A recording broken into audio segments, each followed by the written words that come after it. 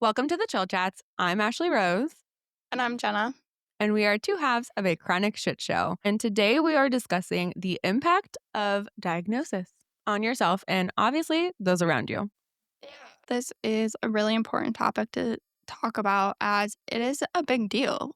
When you get diagnosed, it impacts you tremendously, but it also impacts everyone around you. It's something that needs to be talked about. But before Okay. we go, do you know what time it is? Ding, ding, ding. Yes, it is time to talk about our thorn and rose of the week. So, Jenna, you have the honors of going first. Okay, I'm going to start with my thorn. And my thorn for this week is I have to let my doctors know what treatment I want to either stick with or change to. Um, It's intense, and it's just scary to make that decision. I was hoping to have the Octave blood test done. which they just shut down every facility in your entire area to get that done. Like, no place does it. Literally cannot find a place that does it in Wisconsin. There was one place that's permanently closed. They said Quest could do it. And they're like, oh, actually, you can't get it there. So I have That is no idea. insane. That's really frustrating, and I feel like I guess you just have to move to Florida. I mean, I don't really see any other outcome for you. There are several centers Oh, in Florida near me that do this test. I'm just throwing that out there. No, but on a real note, it is frustrating. but the one place is the same place that you were going to. So I'm curious if it's still open in Florida. Girl, The one lab that you told me that they do it there is girl, not. we're gonna find out live right now. Hold on. I swear to God, you're joking. I have not heard from my doctors, and I know that they sent the labs over. So, Maybe that's yeah, no, why. this is still open. Should I call them? But, like, see, mine said that online too, but then it actually wasn't. Okay, well, I'm gonna actively call them. Right now? Yeah. Monitored and recorded for quality assurance. If I'm on hold for longer than a minute, I'm hanging up. Can I help you? Hi, yes, I have multiple sclerosis, and my bestie also has MS, but she's in Wisconsin, and she's trying to get the same test that I'm trying to get, but the locations over there for the same company seem to be closed. So I just wanted to make sure that you guys over here were still open. Oh, like closed down completely? Yes, and so she can't get the test done, so I'm trying to convince her to move to Florida. Yes, indeed. See? That's what I'm saying. Man, there may be other collection sites that will do it. She may want to reach out to Octave, Oh. and they should have a list of other companies like that they partner with that can do the collection for her also. That's actually a really great idea. Thank you so much for that. Yeah. Yeah, they should be able to take her zip code and say, okay, well, and they may even have a mobile collector. Oh my god, that would be So collect amazing. Okay. Yeah. Yeah. Oh, well, thank you so much for your So reach help. out to them. No problem. Okay, have a great day. You too. Bye. Bye. Boom! That was actually really helpful. Oh, I did not know that. Ah, see, look at us. Oh my god, that was so fun. I like how she's like, "Are you sure you don't have more questions?" I was like, "Well, okay, here's the thing. My friend is trying to get this done. I'm trying to convince her just to move to Florida." And she was like, "Actually, just have her reach out to Octave. Why didn't we think of that?" I did not think about that. Huh, I'm gonna look into that when we get off of this. So I guess, Jenna, you do have more options than just moving to Florida. That is your only option is to move here. So, It's a little bamboozled. I don't understand why I can't find anywhere that does it here, but that's good to know that maybe they can so collect it reach out, somehow. I yeah. don't. Yeah. So now we just turned your thorn into a possible rose because you might Yeah. still be able to get the octave test. Okay. I don't want to speak out of my ass because I don't know exactly what it does, but it is a good marker for where your MS is It and how well your body's handling it, right? it's a newer blood test to manage disease activity Mhm. based off 18 biomarkers in your blood. And it's a way to look for people's disease activity not from an MRI, just based on Mhm. lesions. Mhm. And so I'm curious about it because I have been feeling worse and having more symptoms where it's like Mhm. it could tell you if you have high activity, but even if you're having a high activity, you may not have lesions yet, or you can be getting lesions that the MRI don't pick up. Or silently, like what happened to me Yes. a few years ago. Yeah, exactly. It is a really cool test. It's a newer test to be able to monitor your disease without the MRI as, like, there Yeah. are lesions that can happen that are small or certain ones that the MRI don't pick up. I just really wanted to get that before switching Deciding. my treatment and, like, deciding for sure. I'm definitely, like, very nervous about switching. I think it's the right thing, but it's just the scary unknown aspect, and I'm also upset a little bit. Not I don't know, I guess if upset's the right word, but it just kinda sucks that if I do this, I can't get pregnant for, like, the next 3 years. Not that I'm planning to anyways, but I don't like that there's this, like, pressure or like, timeline Restraint. of it. It's a Yeah. restraint, yeah. Mhm. Where it's like, I want to be able to get pregnant when I want to get pregnant and have Yeah. it just happen how it's, like, supposed to, not being like, "Oh, actually, you can't get pregnant for 3 years, blah, Oh, blah, blah, blah," girl, you're and all talking to the that. right one. You already know. If you ever wanna talk more about that, you have absolutely been there, and I know how you're feeling with Yeah. that, and it's really hard to wrap your head around. Listen, we're all human, we all have expectations.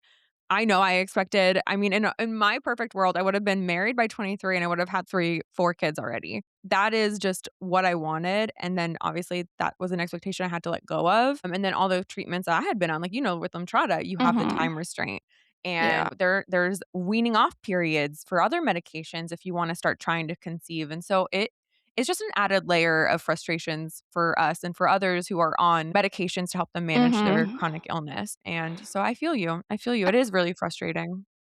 Hypothetically, it doesn't mess up my timeline at all because I wanna get pregnant when I'm 29. That's been my, like, magical number. That's her expectation. She set an expectation for herself. But, like, in 3 years, I'll be 28, so it's like, it is fine, but it just kinda scares me where it's like, "Oh, I have to be very careful from here on out," or, like, Yeah. there's just all these things. I was shocked with Mavenclad on how strict it is because Mhm. I've never seen a medication talk about the male sperm. Mhm. Yeah. It's always been like, "Oh, the female can't get pregnant, the female can't carry during it," but it's like, no, the male sperm cannot even impregnate someone if they're on Mavenclad. That's a no-no. It is very harsh. I mean, it is a baby chemo pill, so Yeah, it is a baby chemo, and, with that, there is a heaviness, but there's also, in, like, the sickest, twisted way, some type of comfort because 'cause you're just like, "Okay, I'm really good like, this is really gonna do a thing."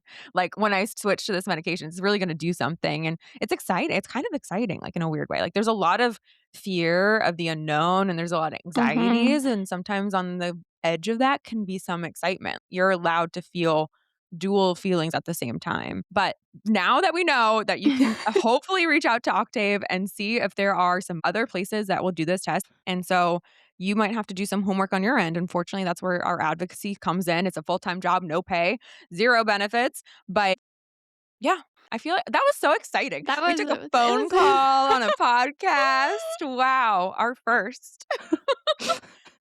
I'm really actually quite pissed that she didn't say just move to Florida, but I'm gonna process that on my own. I'm just gonna process that by myself.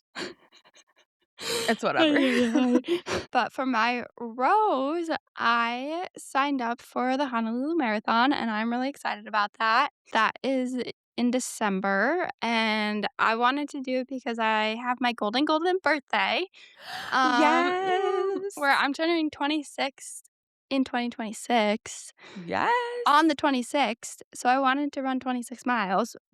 Is that how long the marathon is? 26 miles? It was 26.2. Wait, but that actually is like all the stars and the planets and the Yeah. cosmos aligning. Granted, the marathon is on December 13th, so not the 26th, but I'll take it, it's close enough. It's close enough. It's in the same month. It's fine. But That's only the 2000 babies can have a golden birthday because we turned 26 in the all year right, of Jenna. 2026, Your so microaggressions against me are actually so loud and so rude. Unbelievable. Ah. Only 2,000 babies. That's how you sound in my ears. Anyways. but I am really excited because Hawaii has been a place that means a lot to me because Mhm. my uncle used to live there and I stayed there with him and have been there quite a few times since. I love it. I'm actually going to be running the marathon with That's so special. it is. It means a lot to me to be able to do this in a place that means a lot to me, and I want to honor him because he actually took his life last year, and I know he would be there celebrating with me and so happy for me. He was, like, my biggest cheerleader with running. He would be Mm. like, "Oh, I just watched your video you posted and this and that." So, I want to honor him, and I decided to run with the Movember Project, which is to bring awareness to mental health, and their overall health. So, I am really excited to fundraise and bring awareness to that because mental health is a very serious thing and it does present very differently in men. Statistically, it is harder for men to reach out for help and for it to be as normalized. So I am Mhm. excited to do that. And I just also want to say that if anyone else is having a hard time or face any mental health struggles, know that you are not alone, that people love you, and you do matter in this world. It may not seem like it. Your Mhm. brain may think that Lying to it's you. yeah, it really is, but this world is a better place because you're in it, and if you ever need Mhm. anything or someone to talk to, you can always DM me or reach out. She means it too. I've seen the relationships that you've cultivated, and I think it's a really special thing. And to piggyback off of that, please don't feel like you have to go at it alone. There are people out there Mhm. that want to connect with you and speak with you and who get it. And I'm so sorry that you went through that. And I think it's just such a beautiful way to honor him, his memory, and cherish him, and just be like, "This was our special place, and you're running." And it's all of the stars and the moons and the skies and all the cosmos are really aligning on this. And so I'm just really proud of you. I can't wait to cheer you on, and maybe I'll go and be. I've Yeah, you never should been to come. Hawaii, Oh so my gosh, I've that been there sounds like fun. 5 times, so you need to come. And then we can swim with sharks and jump out of a plane, and it'll be so much fun. Okay, girl, you're worried about gators over here, and you're like, "I'm gonna go swim with sharks and jump out of a pl—" 'Cause they're just water Girl. puppies. I just want they are misunderstood. You know what's so funny is that, like, I actually when we go kayaking, the gators are in the water right next to us, and they're just Oh, swimming next to us, and we're just all minding our own business. It's really great. But aside from that, that's a really beautiful way to honor him and also honor yourself and do something exciting, especially for your birthday. yeah, I'm really excited. That was my plan was I wanted to be crazy and run 26 miles for my 26th birthday, but I don't think I could have done it in Hawaii without honoring him some way, so I'm glad I found a Yeah, way to do that. But enough about me. What so are special. yours, rose and thorns? Oh lordy. Oh lordy. I feel like mine are on such a way different note. I'm gonna start with my rose because I feel like that's just a really fun space to start in. So, we did fly back to New York for my husband's grandfather's funeral, and which is usually like obviously like it's a dark time. We're like, sad, upset. Mhm. But I got to meet family that I have not ever met. In the 16 years my husband and I have been together, I have not met these people, and I got to meet extended family, and I got to meet Pa's brothers, and it was just so cool to connect with so much family and hear stories about Mhm. Pa from them that I would have never learned otherwise, and so it was just a really awesome time, and I do feel that, like, one of the most important things in life when somebody passes is their stories and having them live on because you're telling the stories and then a little part of them lives in those people that are hearing the stories, and it just keeps going. And I don't know, I get really emotional when I think that he'll never meet his great grandkids from Luigi and I, but there's this comfort in knowing that they will still know him because of the stories that we will share with them. And so I think that's really beautiful. And so that's my rose because even though it was a sad time, it was something that I'll cherish, and I'm just so thankful to have those times and that memory together, so I love that. that's I my think rose. stories are so important, and even though the person might not be here with us physically anymore, they are in us and they're in our hearts, but they Mhm. are in our stories that we share, and we get to choose to keep their story and life alive. And I Exactly. just am really happy you had to get that experience with everyone. Thank you. I feel like our roses are kinda similar because 'cause we're both honoring you know what I mean? I Mhm. just think I Yeah, think that's just so beautiful, and I love that. I love that our hearts are there. That's so sweet. because we get to choose to honor the people and keep their story alive, and I think that's Exactly. the most important thing. Yeah, exactly, and that also helps us navigate through our grief, right? Our own Mhm. grief, and it's an ongoing thing, and you don't just get over it, but No. we'll talk about that in a little People bit because say it's to the same just thing. get over things, but no. Yeah, but no, like, "Oh, it's been so long," so, like, no, it does not matter. Grief is That's not how not grief linear. works. No, it's not how grief works, okay? For my thorn, on the other hand, flying back from the funeral, my husband actually got extremely sick We did just believe that it was dehydration and exhaustion, right? Like, we were just there the weekend prior. His grandfather passed. We flew back out a few days later for the funeral. We were at the wake all day. We were at the funeral all day. It was just a lot. And so we just kind of figured that he was just run down and just not feeling too hot. But when we landed back home, I took him straight to the ER. And at the ER, they did a bunch of tests and it ended up being pneumonia, sepsis, and severe dehydration. His body was basically fighting itself and could not figure it out. So he had an infection, which was the pneumonia, but his body was trying to fight the infection. That's why the fever was coming in, but his blood pressure was so low, he couldn't fight it and his oxygen tanked. And I think talking about it right now, I think is way scarier. I feel like I I was gonna didn't say that actually. sounds really scary to have to Yeah. not only deal with the grief of losing Pa, but then everything with not knowing really what's going on with Luigi, him not feeling well, being rushed to the hospital. You guys were just in the hospital with Pa. Like, there's a lot Yeah. of heavy emotions there, and I just am so sorry that you had to deal with all of that because it's not easy. Thank you. Thank you. No, it really wasn't easy. Like it was scary. It was so scary watching him struggle. His oxygen tanked to 85, which for his age, they were like, yeah, we're gonna put him on oxygen." And it was a really scary thing. But I'm happy we got the help when we did. I'm happy that we listened to our guts. But I feel like anytime I go to the fucking ER and I'm like, it'll be quick and they'll send us home and it will be easy, is every single time he's been admitted. And I'm just like, the drama with this man. I love him, but no, I'm happy that we caught it because we did not think it was anything like this. And then to hear sepsis, it's just his body right now is trying to figure it out. It can't regulate itself. So they're trying to work on it. They're trying to help him. He's on oxygen. You know, the antibiotics they started immediately. He was hooked up to 2 saline bags, 1 in each arm. Like Oh, they were like, jeez. we're doing the thing. But just watching him struggle was so incredibly difficult for me because he is my rock. Like, oh my god, wait, no, Mm. I don't wanna cry on this. You're showing emotions. It is really hard to watch the person that you love struggle and be Mhm. sick, and it's not easy. And you guys have already been through so much from both your health Yeah. struggles and him having cancer. I can't imagine how scary it had to be to hear those words of You're right, Jenna.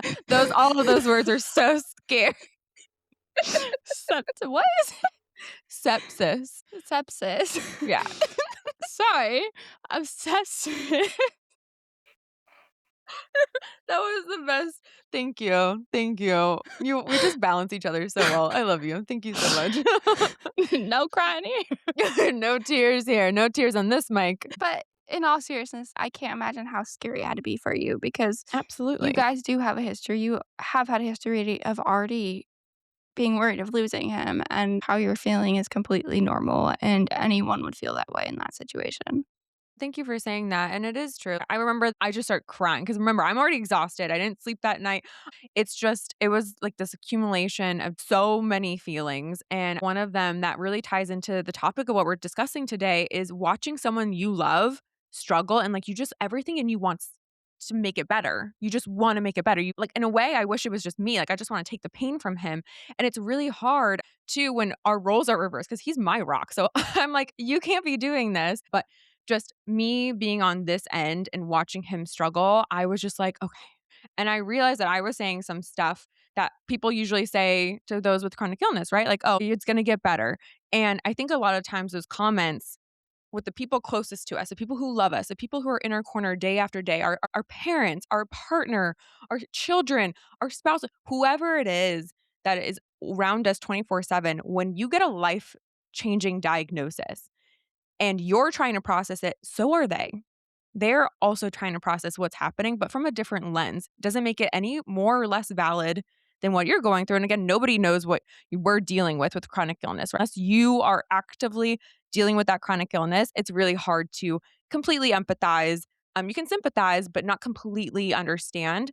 But when it comes to comments like, well, I just want you to get better, or I just want you to feel better, it can come from a really raw place. I think it's really hard because you have to give people some kind of grace. You have to Yeah. recognize what's coming out of love and fear Mhm. and just maybe not knowing how to pronounce it right or what's actually kind of rude. You know, there's a balance Right. between the 2, but I do think is a group of people where it's like, it's so hard to see someone go through all these things. You don't want it. You would take their place, like, especially Mhm. for parents or loved ones, and it may come off wrong, Yes. but It it might doesn't not mean it's come out off of great. Yeah. yeah, I think one thing I've learned too is it's my first time living with multiple sclerosis and Mhm. navigating through this, but a lot of times it's the people around you's first time of having their kid go through something like this, having their sibling Exactly. go through like this.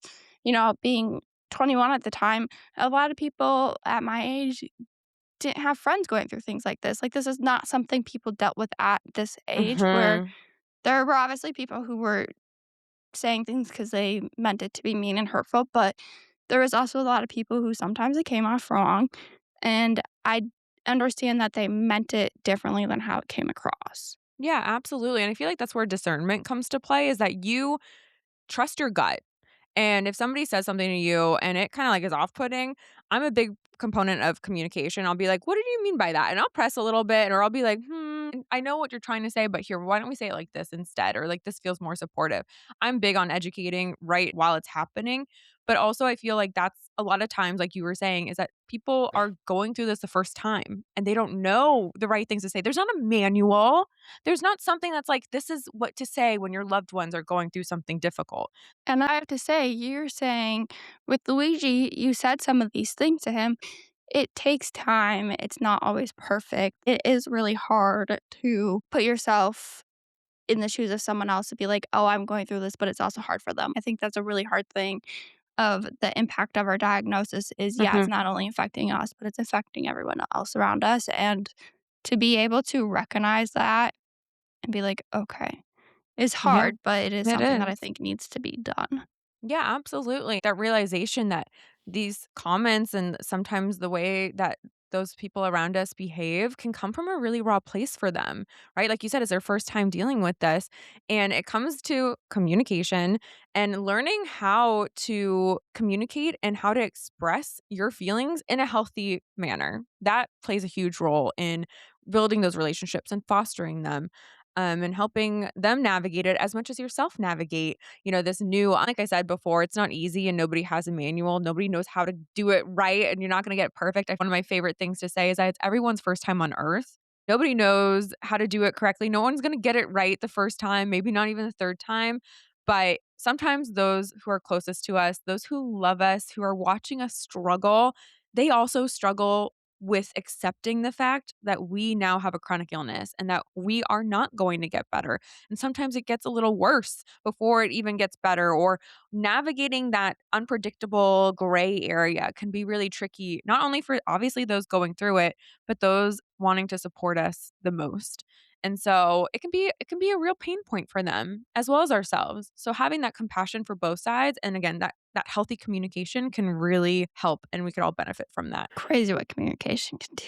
It's crazy. It's so crazy. Communication's crazy. It's so helpful. Yeah, I think this is just one of the many aspects that chronic illness impacts, and it's really hard to navigate and learn for the first time. Granted, when I was experiencing this at the beginning of my diagnosis, it was really hard for me, and I definitely couldn't give others that kind of empathy because it Mhm. hurt. But I just think that's really important to knowledge. Annoyingly so, I do believe that chronic illness touches every aspect of your life, every single one. And I've had people in my life try to tell me like it's not a big deal. It's fine, just move on. But it's sort of a big deal, diva, okay? Like it is. It has fundamentally changed me. And I don't know if anybody else feels this way. If you do, let us know in the comments. I know that Jenna feels this way. That's why we're here talking about this because our diagnosis and living life with chronic illness has tremendously impacted our life. And it's constantly changing. You know, as you live with chronic illness, you are growing and evolving. You're going through different life stages and you're learning how to deal with MS at all these different stages of life. It is Yes. forever changing as you are forever changing. It's forever shifting. We're going to talk about that in a little bit, but the unpredictability, it is so hard to make plans, go to events, or say yes to things because you're just like, I don't know how And I I'm wish going to people feel. understood that more.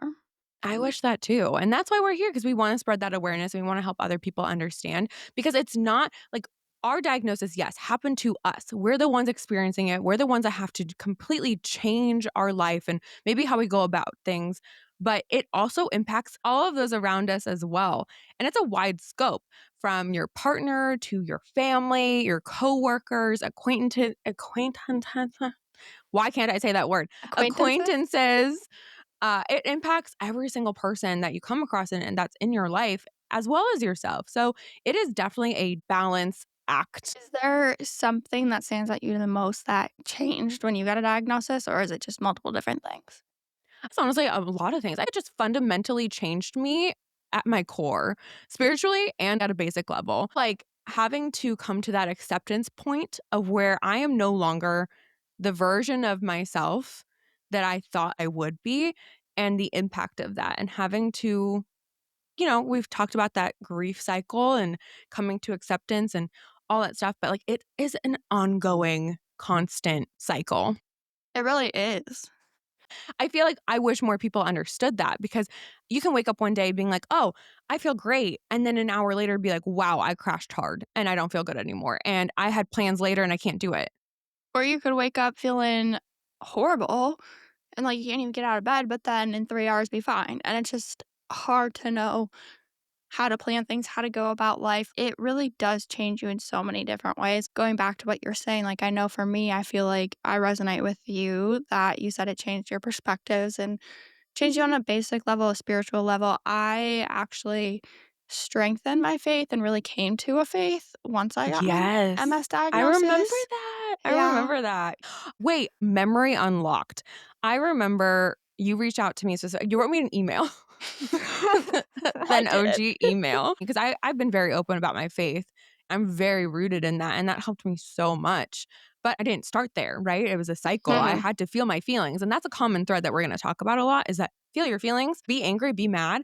And I remember I had told you because one of my favorite techniques that I use or exercises, if you will, is writing a letter to God and being like, why? And getting your feelings out and writing that Mhm. letter. Like, obviously, he's not going to respond in the typical way, right? You're not going to mail this letter, but getting your feelings out of your head and onto paper. This can work for any belief system you have. Just writing it out there to the ether, to whoever you believe in, and just being like, why? What did I do? Mhm. Whatever comes up for you, be as angry as you want to be, as you are, but getting those feelings out there and then just surrendering it. Right. And we talk about Yeah. surrender, and it's like, okay, well, what the fuck does that mean?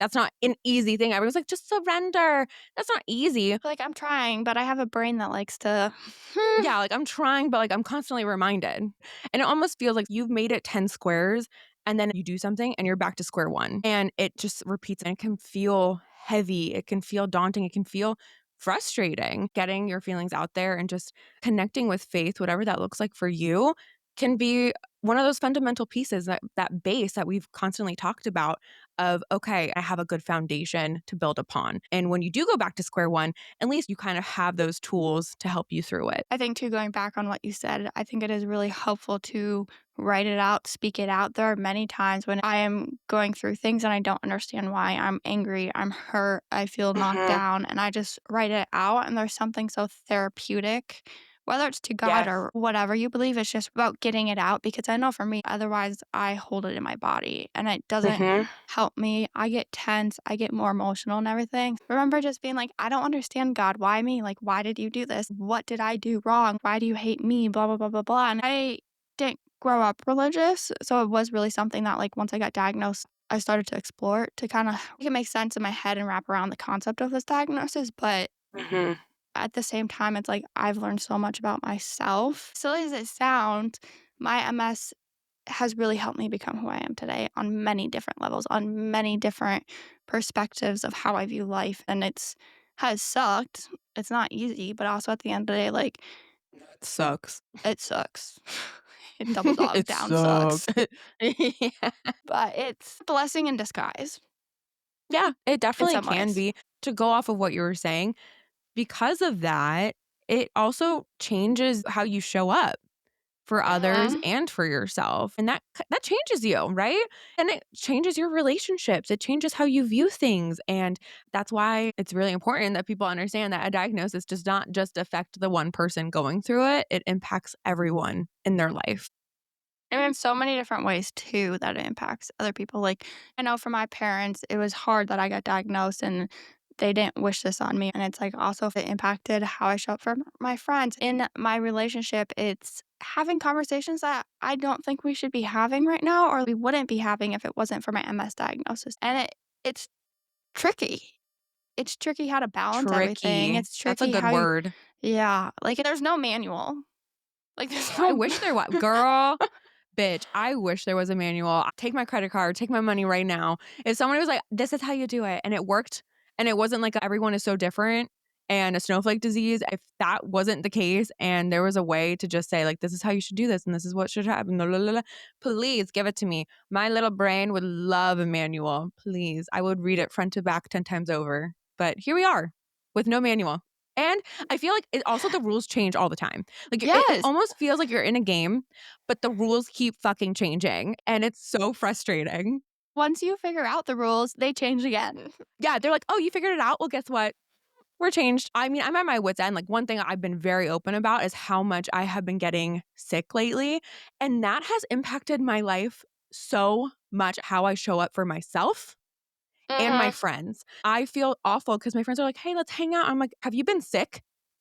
Because if you have, I can't be near you. Like, I don't want Yeah. to risk it. I just got better. And I'm like, The panic though, I saw a friend recently and she was like, "Oh, by the way, I've been sick for the past 2 weeks. I'm fine, but I have a cough." And like the internal panic the I had, panic. I've been not feeling well for the past 2 months myself and dealing with it. And I don't feel like myself. I don't recognize my body, all these things. Yes. And it's just like, Internal screaming, but actually you're screaming out loud. That's yeah. how it feels. And I have built a lot of boundaries around that. And I'm so thankful that my friends and my support group that I have right now are so understanding of that. I remember I was going to have dinner with my aunt and uncle, and she messaged me, hey, so my sister just got COVID and I don't have any symptoms, but I don't want to risk you. And I was like, thank you Oh, that's so so much. nice. So nice. It's like the littlest things, like, that means so much to me, so I will say that I'm so thankful for that, but because I've been so sickly, I don't wanna even It has risk it. changed me into a germaphobe. I will Oh, say that. absolutely. I wash my hands. I am a heathen when it comes to washing my hands. I go to the gym. As soon as I get there, I wash my hands. As soon as I'm done weightlifting, I wash my hands. Mhm. After I'm done with my cardio, I wash my hands. I leave, I get home, I wash my hands. Then I take a shower. I shit you not, I have turned in such a germaphobe. But because our wheels are constantly spinning, to be hyper aware of these things, and it's not to say to go live in fear, like, I can't do this or I can't do that. No, please live your life. I still do the things. You just have to take a few extra precautions. Exactly. Like, I still go to concerts. Concerts are my love language to myself. And my husband and I believe in the power of live music. There's just something so healing about it. I'm not willing to give that up. That is just something I'm not willing to do. So I still do the scary things. I just take precaution. That's why I have my wet wipes with me. You can do all these things and still live life. But it has changed the way that I show up, like in the way I show up for myself and for others. And I feel like when it comes to us changing within, it's not always negative or like the hard things. I feel like I've really changed who I am as a person, what I believe in, and how I act. And it's also made me realize what's important to me, what's not as important. It's made me Yes. set boundaries for myself and stick up for myself. And it's like, oh, I'm not going to put up with this anymore because I value and respect my energy and time and what I'm able to do. And it's like, have to be a little selfish. And I don't Yes. think that's a bad thing. At least for me, it's really taught me how to take care of myself, prioritize myself versus Mhm. just being a people pleaser and letting everyone walk all over me pretty much. Abso-freaking-lutely, and I'm so happy you said that because it's so true. Like, I remember when my perspectives and my priorities started to change, Yeah. that ticked off a lot of people in my life, and I Oh, yeah. heard things like, "You've changed. That's selfish. You're no longer fun. I miss the old you." And I'm like, "Girl, me too. I miss the Me old too." me, but also I'm allowed to change and grow. We're allowed to change and grow louder for the people in the back. Because of chronic illness and the dynamics there, we do change, and that's not a bad thing. Our perspectives change, but also our priorities change. We have to take care of ourselves. We have to put ourselves first. And that is not selfish. So if anyone has told you that, I'm sincerely sorry on behalf of them because that is wrong and it's not okay. And if someone has negatively said you've changed or I miss the old you in a passive aggressive manner, these are the same people who are probably taking advantage of you, having no boundaries in the first place, and you always putting them first, right? Being that people pleaser. They're probably like, whoa, whoa, whoa. Why am I not number one in priority in your life now? And you're like, because I have to put myself first. And they're like, ew, I don't like that. You've changed. Like, goodbye. It was really hard for me to put myself first because I've always been a Yes. people pleaser and put other people first over. I remember I'd be like, Jenna, don't do it. And you'd be like, it's not. I'm like, don't feel guilty. Stop. Ashley's been helping me work through things, and we're finally We've making helped each progress. other. We've helped each other work through a lot of things. I so strongly believe that everyone comes into our life for a reason or a season. And obviously, these people are not a part of my life anymore. And that's okay.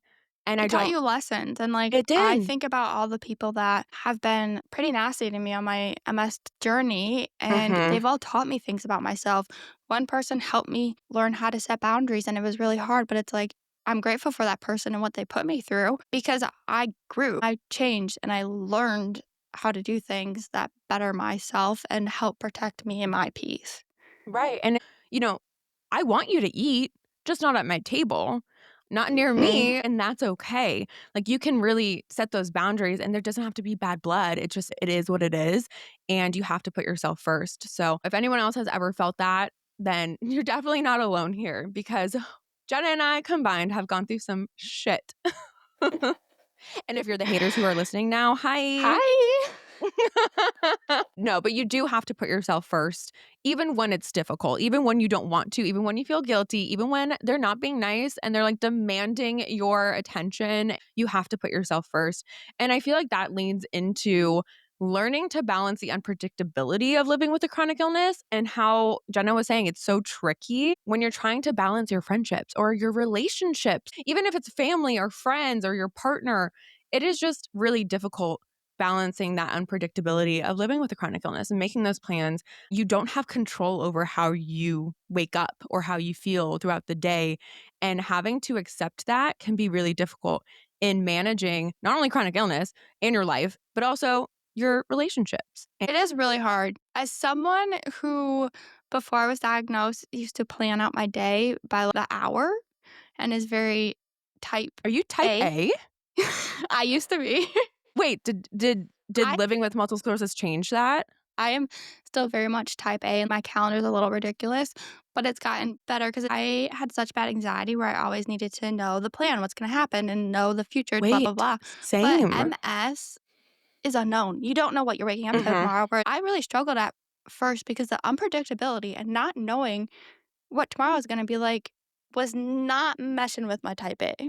No. Do I drive you insane? Because I'm not type A. I'm a type C. Honestly, type D, maybe. I don't even do I drive you crazy? I feel like I drive you crazy.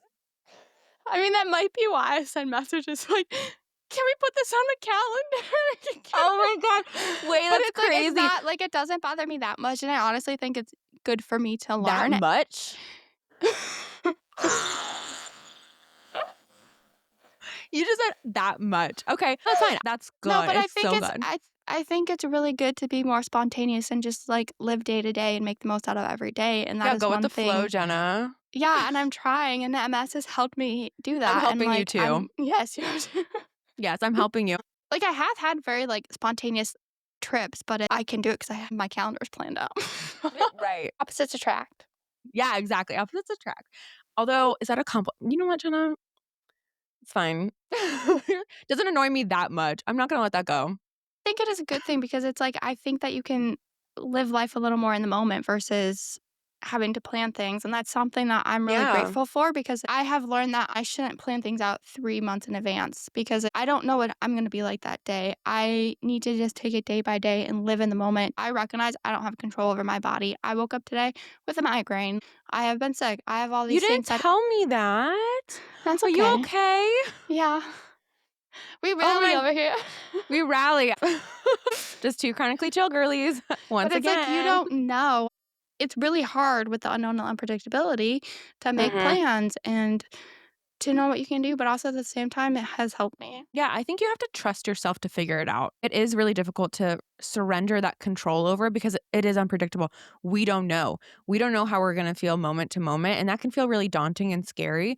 But you have to trust yourself to figure it out and take it moment by moment. Making plans can be really tricky. Like, I know that when I get a wedding invite in the mail, I'm so excited. And I'm like, okay, so I got to work towards this goal. And I think that goes back to when we were speaking about having things to look forward to. I feel Mhm. like in a way almost does help me too, because while I don't know how I'm going to feel, I'm going to work towards setting myself up for success. So maybe that looks like a week before that event. I am saving my spoons. I am doing my best and I'm going to try to treat myself like a little baby, a nice little baby, and take care of myself as much as I can humanly possibly do. Just take it day by day and moment by moment, but doing your best so that way you can be ready for that event or be ready And you're for whatever planning, it you is. got a little type A in you. Yeah, little type A, you're planning, you're making some plans, you're adjusting. Obviously, the theme here and what we're speaking about today is the impact of your diagnosis and how it impacts you and other people. And what am I trying to say? I lost my train of thought. Our brains are a little tired today. Think it's really hard at the same time, though. We have all these things, and like, don't get me wrong, I appreciate MS for helping me be a little more loosey goosey, spontaneous, kind of living by the Oopsie-doopsie. day. But that doesn't mean it's not hard. It is hard waking up every day and not knowing what body you're getting. But I also think I have found it's the hardest when I have plans and people don't understand why I can't show up, or they just think I'm being rude or just X, When Y, you and cancel Z. plans, yeah. And then it's like, oh, so they don't talk to you as much or they don't catch up or like this and that, or all of a sudden you're not invited to things. And That is so painful. Like, it does suck. It just stings, like, when you start getting, not invited, period, to hangouts or whatever, and it's just kinda like, "Oh, ouch, okay." It is difficult, but it also makes room for the right people or the people who stay and the people who show up for you or learn that this is something that is unpredictable and that they have some sort of awareness and compassion for what you're going through and that they wanna grow alongside with you. Like, I think back to our friends got married a few months ago. It was an outdoor wedding reception, and I got overheated and they let me go into the groom's suite to like cool off. And they just were so understanding and just so caring. And it's moments like this when we're talking about that because I can think about all the negative people in my life who are no longer a part of Mhm. it, who really could have made me feel like shit. And they did make me feel like shit in the moment, but I didn't linger on that. Like I allowed myself to feel those feelings and be upset, but they're no longer a part of my life. And the people who are, the people who stayed, the people who grew with me and wanted to understand what I was going through and have that compassion and that empathy and want to further understand like how they can help me, that brings me so much comfort. Maybe you're listening to this and you're just like, yeah, the people in my life right now are calling me selfish.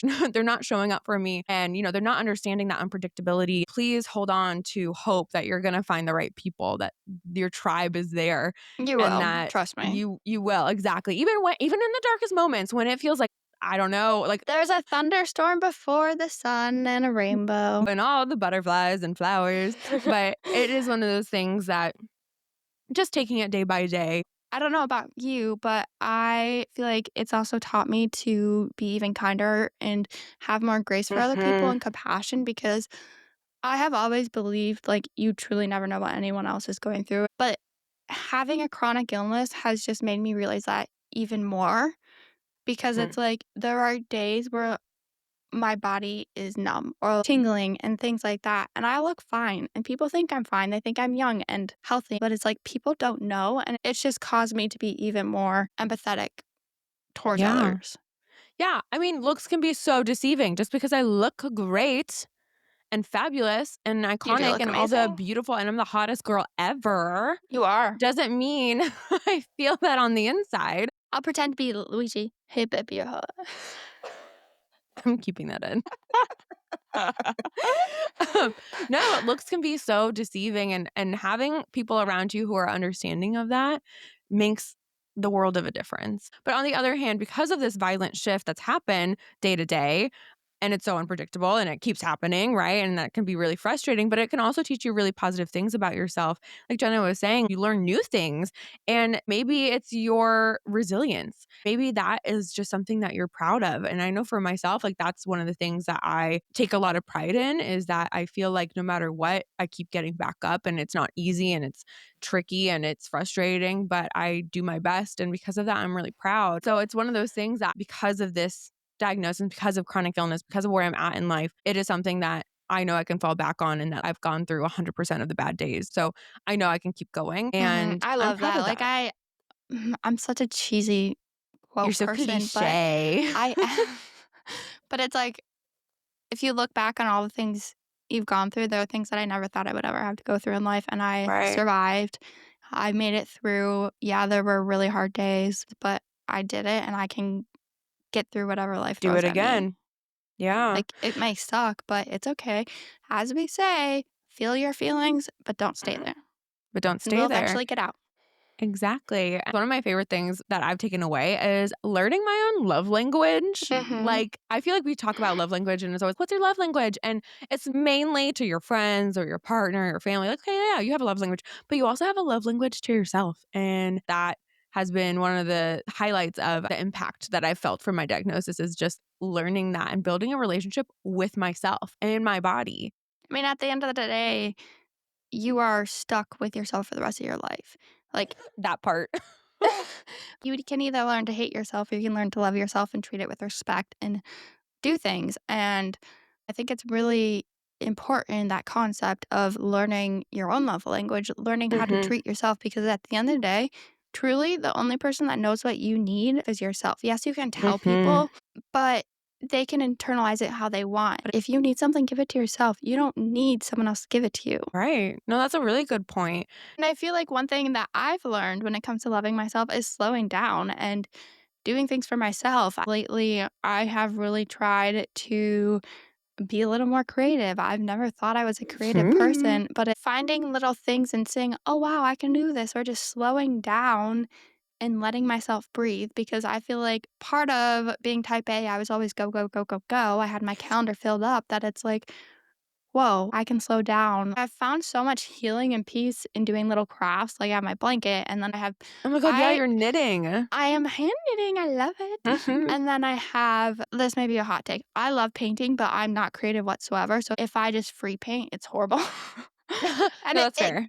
it stresses me out too. Like, it's not enjoyable, but paint by numbers, or my mom just got me this watercolor book with instructions, and it tells you exactly what colors to do and like stencils and things, that it is just taking the time to prioritize myself and slow down and love myself. Doing things like that are showing up and loving myself. Absolutely, and it's interesting because I almost feel that we, as a team, needed this perspective shift to Yeah.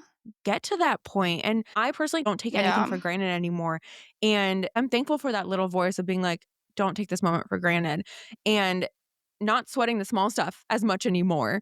Whereas before, and I worked in hospitality, I traveled, I did all this stuff, and it was constant go, go, go. And then my life was flipped upside down with the diagnosis. And I had to slow down. And at first, I was really pissed off about it, right? Yeah, Like, I raise your struggled. hand if you were really annoyed or struggled and were like, what the fuck?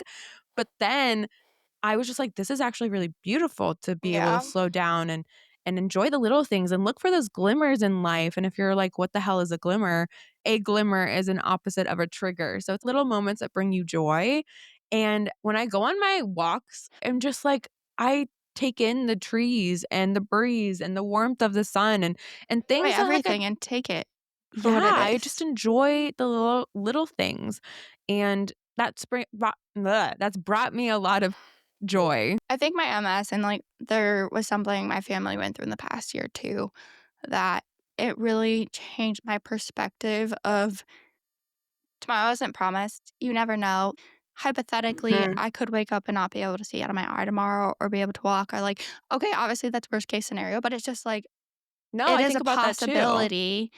And I really need to take today and enjoy it, make the most out of it. Mhm. And it is hard. I struggle. I get upset sometimes. I have anxiety, and it's frustrates me that I let those get to me sometimes. But Well, you're human. I am human. I think if anything, it's made me want to tell people I love them more and how important Yes. they are and enjoy life, enjoy going for a walk outside. It's a privilege to be able to go walk outside. It just makes me appreciate everything more. It makes me appreciate the bad days where I can't really do anything, and it makes me appreciate the days where I can get up and unload the dishwasher, walk down the stairs, or do things because that's what I had to give that day. And I showed up and did my best, even though other days I can run a marathon, you know? Like it's Mhm. learning how to appreciate all the ebbs and flows, even though I do have some bad days. That's so valid. But it's the ebbs and the flows, and they're violent. Sometimes it's like, wow, I ran 26 miles. And then the next day you're like, I can't move.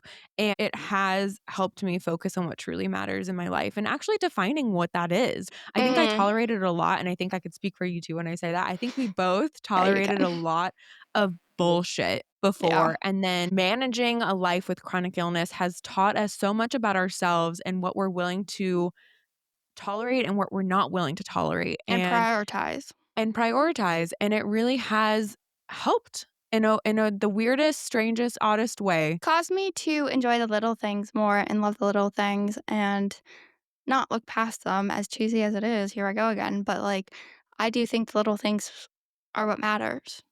Absolutely. And I would be lying if I said that a diagnosis or just living with chronic illness does not impact me daily. It does. It really does, and it does not get easier. I don't like to say like, "Oh, it'll get easier," but you do You learn. adapt.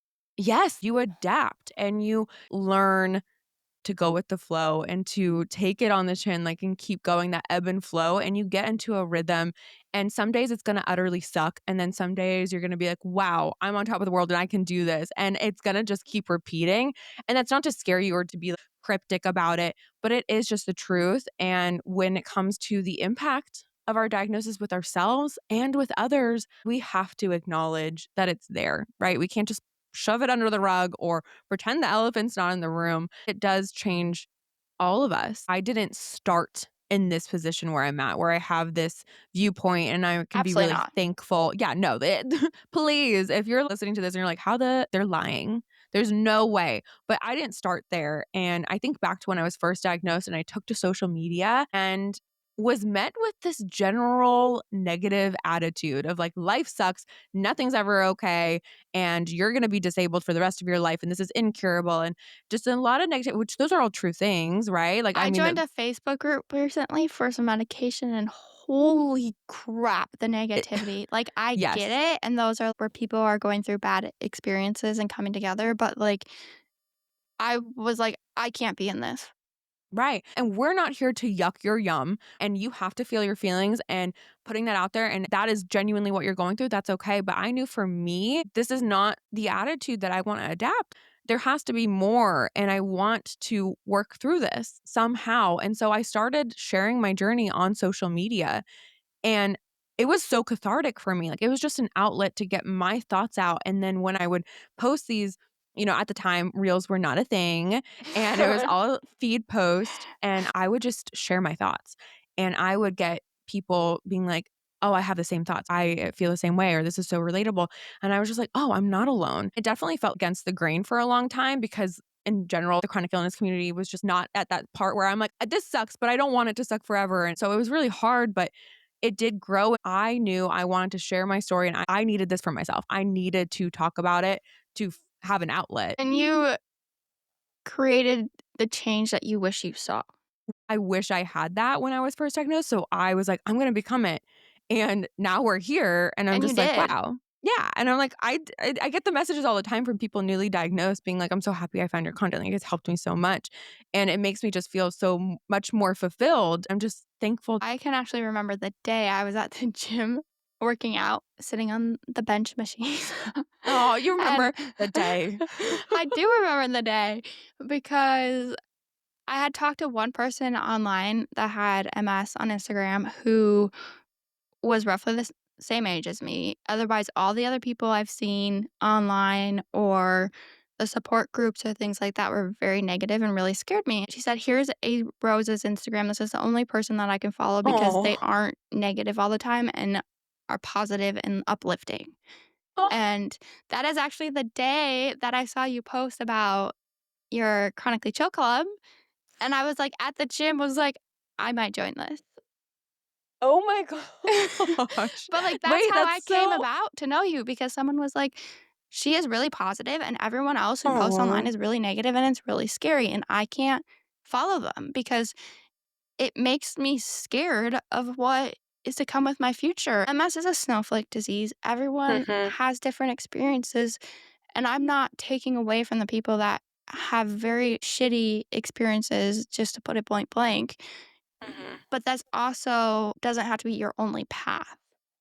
Right, and I think it's really important too because at that time, a lot of people share and I say it all the time, like, "This is my personal journey, okay? Mhm. If you can relate, amazing, we can relate together."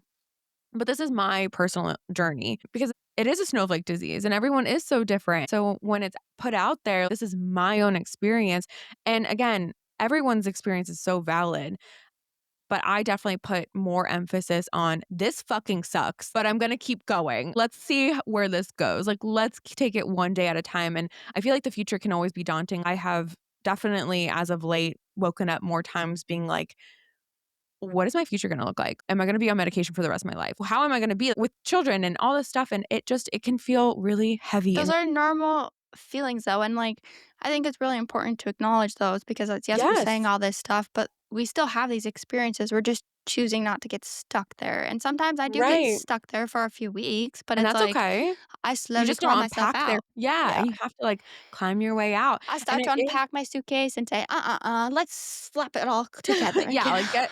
get it on your back and start climbing. But it is one of those things that when the future feels really predictable or scary, reminding yourself, like, you only have right now. You can only control yourself right now in this moment. Calling your energy back, being like, "Okay, what is it that I can control right now that could help me have a better future?" And I think that is so important because we can, when we're thinking about the future and the unpredictability of the course of chronic conditions, we just don't know, and that feels heavy. So And I pulling yourself back spiral. to the moment. Yeah, And and you can that's why spiral. I learned I need to take it day by day and just be grateful for what I Exactly. have. Exactly. And, all of this to say is that I knew that I wanted to shine a light on spreading awareness to help the other people in my life who are being impacted by what I am going through as well. And to educate people about Yeah, what it's like living with a chronic illness because, yeah, I may cancel plans, but that doesn't mean I don't want to go or see you or exactly. That do doesn't mean that we're things. sad that we're not going. Like, are we sometimes secretly happy? Yeah, sometimes. We're A just little gonna bit. be honest about that. But but it is one of those things that the breaking down the walls between what we're going through and then what other people perceive that we're going through was really important to help educate, like you were saying, the people who are also impacted by our diagnosis. Like, nobody's gonna feel it as harsh as we are, obviously, because no one's in our bodies except for us. But the people who care about us, our kids, our partners, our family, our friends, the They people in feel our it. corner, they feel it too. We're a And they're team. they're Like, scared too. Yeah, your team. partner and you are a team. It's something that Mhm. your choices with your body impacts your team. As unfortunate as that is, it's the truth. I also think that seeing people's experiences and how their teams are handling it are really inspiring. For example, that one dude, I don't know his name, the football player that just won the award, Oh my and gosh, his and his mom. mom I have always been scared of having kids. I've been scared of that concept same. of the future. My dream of having kids came back for the first time in 2025, but since I got diagnosed, like, it went away, so it took a while, but seeing him and his love for his mom and his So support and just sweet. everything gives me so much hope versus my brain was like, "I don't wanna be the sick mom. I don't wanna be known as a sick mom who can't do anything," and, like, seeing him just love his mom like, it literally I have chills right now, but it's Mhm. possible, and seeing that impacted me so much, and that's why I think it's so important to acknowledge these things and talk about it because And share your story. yeah. Like, we talk about this all the time, but it is a resource. So sharing your story and how it's impacted you and how it impacts your sphere of influence can help so many other people, and that's why it's important to share your story, to have that community. And I think also not everyone's story you hear online you're gonna relate to. It's a snowflake Right. disease. There's plenty of times where I've heard something and it's like, well, why doesn't that work for my body? What's wrong with me? But at the end of the day, we're all different. Take what applies to you. And if other things don't apply, Leave what doesn't. yeah, you don't need to take it. I did wanna say before we actually get off that I am so thankful for my little corner of the internet, and to hear from Jenna that, someone was like, "You need to follow her," and that's how it all started, like, that was a canon moment to get us here. I think just Crazy. that's Canon moment to crazy. sitting right here recording the podcast. I know, that's insane. That brings me so much joy, and I'm just so thankful for that. So, on that note, I'm Ashley Rose, and you can follow me on Instagram at @arose. I'm Jenna, and you can follow me at MS with Jenna. Thank you so much for listening. Love you, mean it. Love you and leave you. Bye.